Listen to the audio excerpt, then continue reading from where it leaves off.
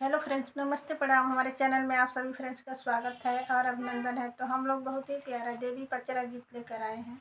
अगर अच्छा लगेगा तो लाइक शेयर सब्सक्राइब जरूर कीजिएगा और कमेंट बॉक्स में ज़रूर बताइएगा कि ये देवी गीत आप लोगों को कैसा लगा। तो चलिए सुनाते हैं।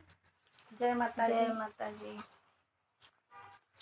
अचरा पासार आईनी तोहारे दुवरिया हो कि खोली दे तू ना, हो कि खोली दे तू ना। मैया मोरी बजड़ के वड़िया हो कि खोली दे तू ना।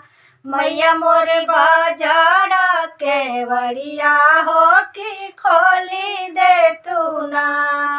अचरा पासार आईनी तोहारे दुवरिया हो कि खोली दे तू ना, हो कि खोली दे तू ना। मैया मोरे बजड़ के वड़िया हो कि खोली दे तू ना।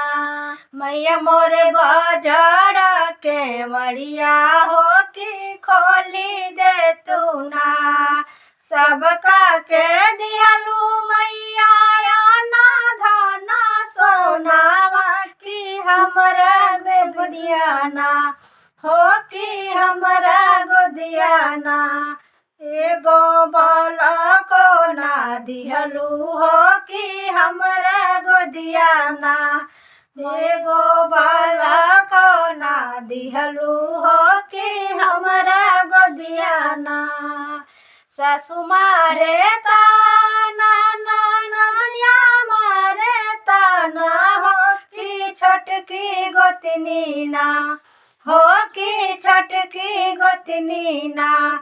मैया मोरे बाजिन कही बोलावे हो कि छोटकी गोतनी ना। मैया मोरे बाजिन कही बोलावे हो कि छोटकी गोतनी ना।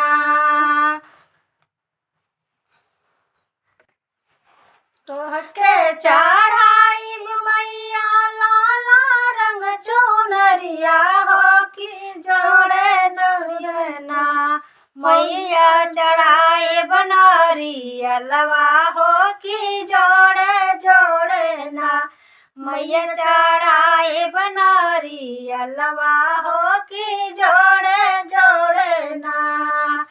अचरा पसार आईनी तोहारे दुवरिया हो कि खोली दे तू ना, हो कि खोली दे तू ना।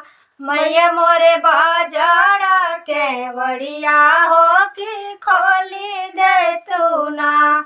मैया मोरे बजड़ के वड़िया हो कि खोली दे तू ना। तोहरो आसनवा मैया अंगना में लगइबो हो कि भरी दे तू ना, हो कि भरी दे तू ना।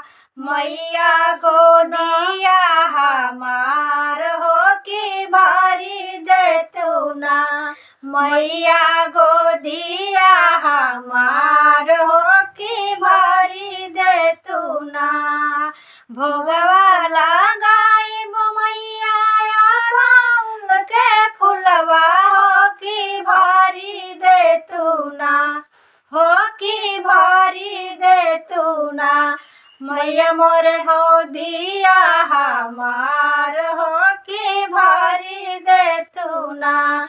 मैया मोरे गोदिया हमार हो कि भरी दे तू ना। अचरा पसार आईनी तोहारे दुवरिया हो कि खोला दे तू ना, हो कि खोली दे तू ना। मैया मोरे बजड़ के वड़िया हो कि खोली दे तू ना। मैया मोरे बजड़ के वड़िया हो कि खोली दे तू ना। जय माता जी।